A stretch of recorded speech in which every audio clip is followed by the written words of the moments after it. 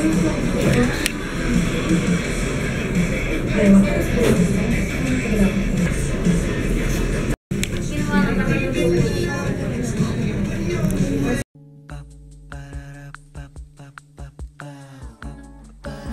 is my family.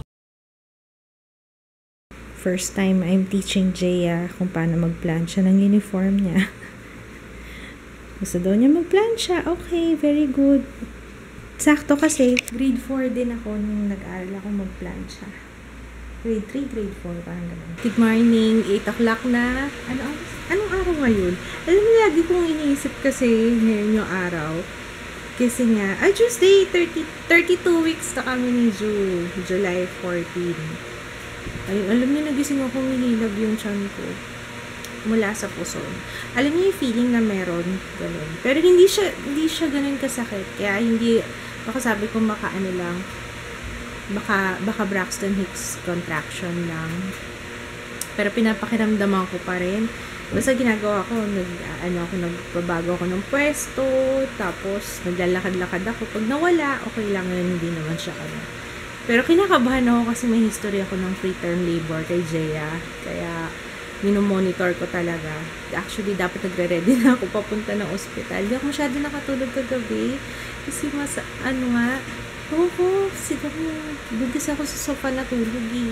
Hindi ako komportable. Masakit sa likod every time na nagtuturn ako. Mahirap na makatulog. Pero okay na para habang nandun kami sa ospital, pwede pa akong matulog. Kahit nakaupo. Tapos parang torture kasi nagluluto si Kits, nagsangag siya, ganyan. Amoy na amoy ko yung niluluto niyo. Torture talaga.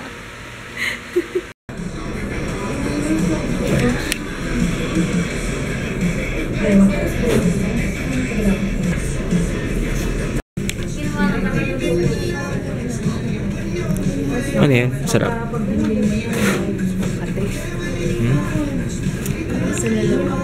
Anong tawag dyan? Orange. Locust drink? Lasang royal.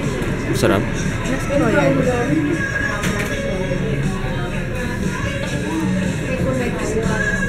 Hindi nakainom ka na. Ngayon ka lang minom. Ano ba lang? Kasi gawin in 5 minutes. Nagulat ko na kaya.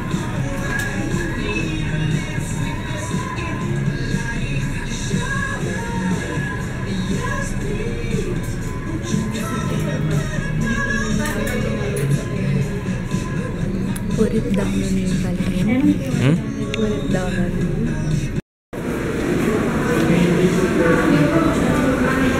Daya, makain ako. Kala mo. Nagbayad ako. Ano, 825. Ang daya mo. Nahuli ko si Kids mo makain. Hindi, okay mo. Ano kinakain mo? Ay, sarap yan. Lumpia. Sarap. Hindi masarap. Sarap din yung chocolate. Ayoko pang bumalik eh. Ano pa, next na extraction ko, 11:20. Tapos na yung second extraction ko. Ayan o.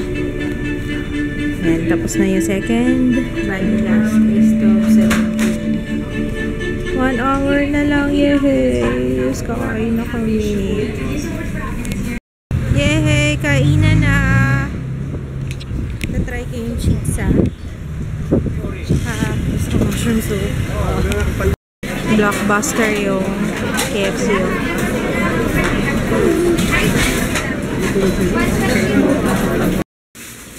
Dahil I'm hungry, asan na yung chitsa? Tignan ko yung chitsa. Grabe, sure ako, antok na ako. Gutom, antok, and hungry. Uy, mga masarap yun. Akin ba to? Yung chicken yan. Ito yung chitsa. Manya natin. Where's my phone? Fail, walang gravy. Yaman na, may mushroom soup naman eh. Yaman na, no? Galit na. Okay lang, yaman na, yaman na. Kain tayo, guys. I'm so hungry. Tagalin ko nga muna to. Ang sakit nung tape nila, oh. Para akong lalong na-injure. Oh.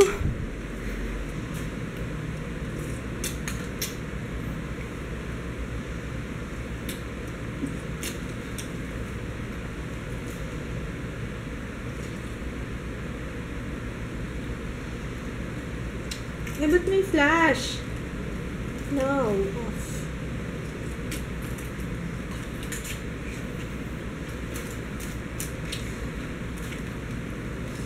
Let's taste. Alaba. Ito muna. Ito muna. Sarap. Cheese lang. Chicken fillet na may May sauce lang. pizza topping.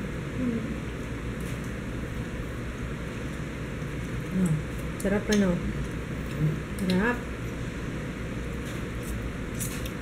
Ang sarap ng pizza. Bakit ako nasarapan ako dun sa ano? Sa glucose. Ano yun? Ano tawag dun? Ano pangalan nun, Papa? Yung juice? Yung parang orange juice. Lasang royal. Or siguro dahil gutom na ako. Talo-talo na. Kanina. Hindi ako nasuka. Sarap nga eh. Sabi ko parang, siguro iniisip ko kasi wala na ako ibang choice. Wag na choosy. Gutom na ako kanina. Pagkatapos kong kumain, thank you, Lord. Nakakaawa naman si Kids. Nakakaawa din ako kasi hindi ko siya pwedeng tabihan. Love. Hindi ko alam ko, baka pwede naman pa. Tabihan kita. May shingles si Kids. Kung hindi nyo alam ko ano shingles, herpes zoster. Iba siya sa herpes simplex ha, na STD. Yung herpes zoster, parang reactivated na bulutong. Yun. Hindi ko alam anong gagawin ko. Pero sinerch ko, sabi ng doktor, okay lang naman daw. Kasi immune naman na ako dahil nagkaroon na ako ng bulutong. Ang delikado si Jaya. Pag nagkaroon ng bulutong si Jaya. Dahil, nakakahawa siya dun sa hindi pa nagkakaroon ng bulutong. Ang galing pwede kang manghawa pero hindi shingles ang ihahawa mo, bulutong. Nanghina tuloy. Nanghina siya. Nung nalaman mo kung ano yung mga symptoms, doon ka nanghina, Akala niya simpleng rash lang. Eh, ang shingles kasi parang may nerve. May pa siya eh. Meron pa siyang, pwede siyang maka-apekto sa nerve niya. Tapos tinanong siya ng doktor kung nilagnat ka. Buti na lang di siya nilagnat. Nakapaglaro ka pa nga kahapon. Hindi ka naman nanghina kahapon. Wala yun! It's all in the mind. Nakapaglaro ka pa nga kahapon eh. Hindi mo ako ng energy drink. Energy drink na lang painom ko sa'yo. Ang mahal ng gamot niya. Yung antivirus na gamot. Pero hindi pa dahil nagtanong ng generic eh. Baka may generic nun. Acyclovir. Ang mahal ng acyclovir. 200 isa. Tapos 5 beses na iinumin sa isang araw sa loob ng 7 araw. Magkano yung 7,000? Oh my gosh. Pero nakakaawa. Uminom ka na lang, love, para sigurado. Ha? Sabi daw yung stress. Nakakaawa naman yung asawa ko. Mga anak na kasi ako, kaya yata nasa-stress lalo. Tapos in-stress pa kita pag-gabi. Sorry, love. Love, sorry. No, yun na, nakaplos. Bawal, diba? ayaw magpatabi sa akin. Bawal haplos. Bawal haplos, Luffy. Ano ba yan? Ito yung gamot. Ito yung gamot ko. 800 mg. Ang laki. Ayan, napakalaking pill. Ayan. Napakalaki. Hindi ko kaya to. 800 milligram. Ay, nako. Guys, dinner na tayo. Dinner na tayo. Tagal ng tulog mo. Kabe, kain tayo. Buti na lang, may ulam pa kami kagabi, yung natira. Oh my gosh, sakit na talaga na. Nahirap na kumilos.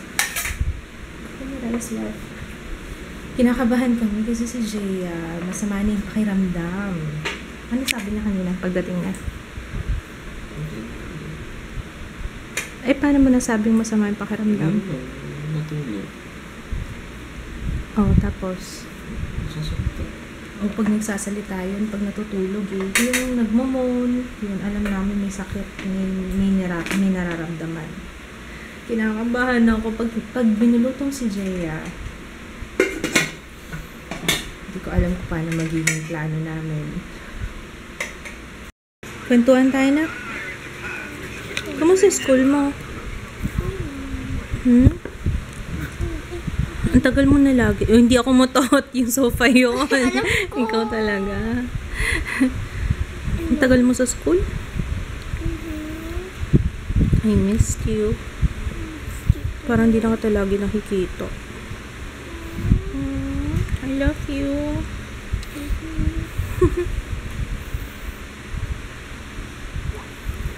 I love you so much, bebe ko. Kanina, may lumapit sa amin sa KFC. Ang name niya, Maya.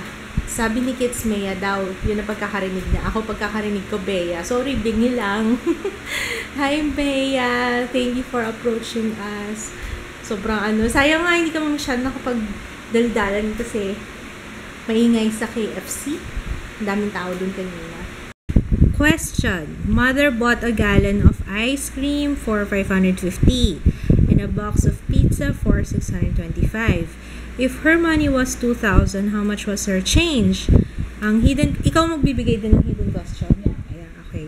So, magkano yung total ng binili niya? So, yun yung hidden question. Para makuha mo yung sukli niya. So, ang answer dun sa hidden question is 1,175. Saan galing 1,175? Saan galing? Yeah, I know. I mean, saan galing? Ano yung mga inad mo para makuha mo yung 1,175? Aray ko, yung balat ko na upuan mo masakit. Itong, natin to electric fan kasi nakaka, sa camera lagi. Okay.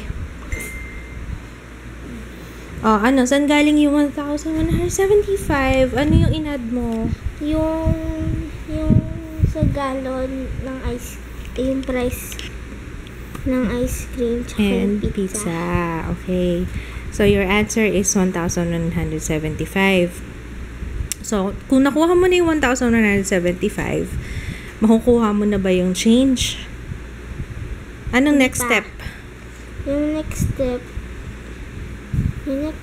so, nakuha mo na yung nagastos niya. So, ang original question is, how much was her change?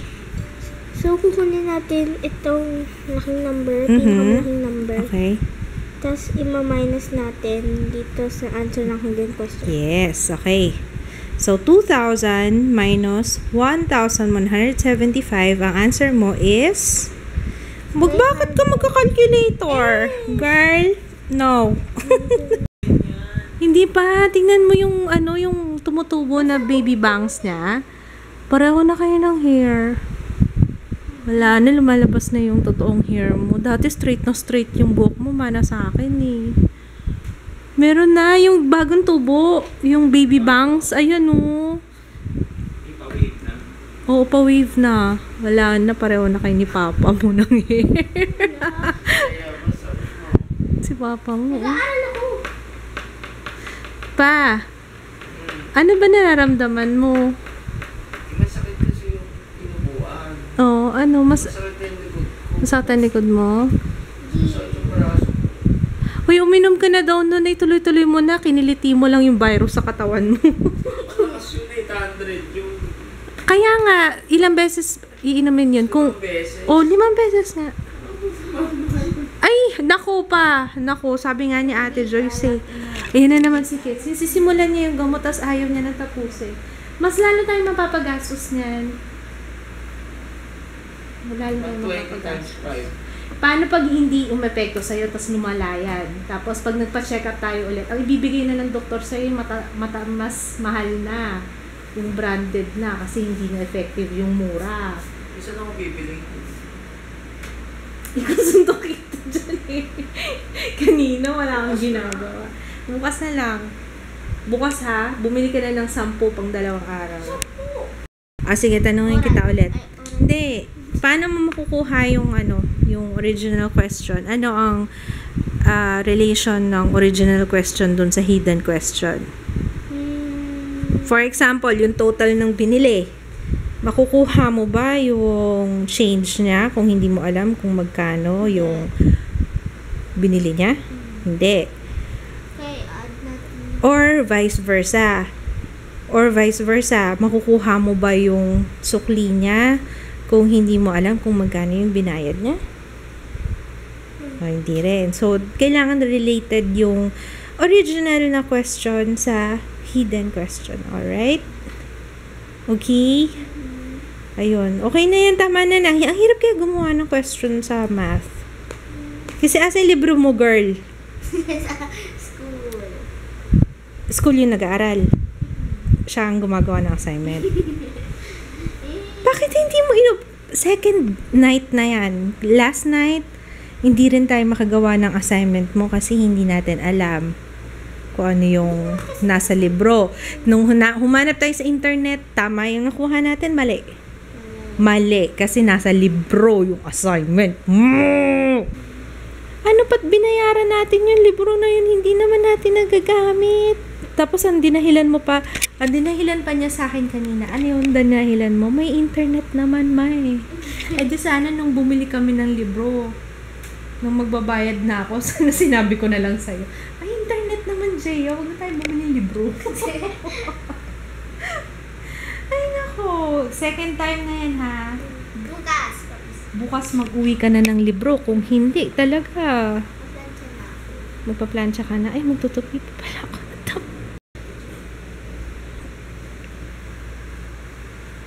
Bakit nga pala magaganyan ka?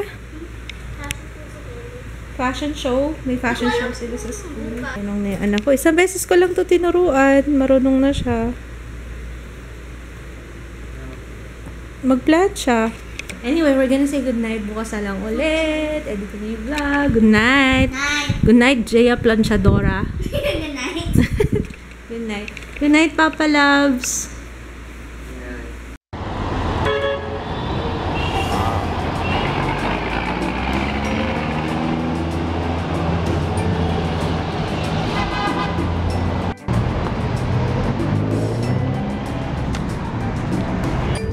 Cancel daw ang klase ngayon kasi signal 1. Parang